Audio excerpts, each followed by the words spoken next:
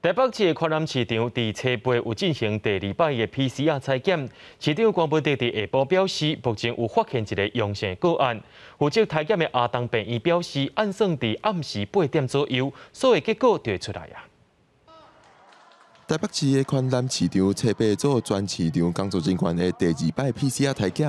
看本德下晡3点半的记者会讲，伫已经检验的检体当中，有发现一个阳性的案例。 今天早上从6点半一直到下午2点哦，已经筛检了2422例，那到现在为止还在跑 PCR 的检测哈，不过已经有发现一位是阳性的，但是他并不是里面的摊商了哈，是外面的一些工作人员。负责检验的新北市阿东病院出动55位医护人员，早时5点50采检到下晡2点，按算暗时8点，所有的结果就会筛出来。5点钟从医院出发，那我们大概5点50分的时候就开始第一批的筛检，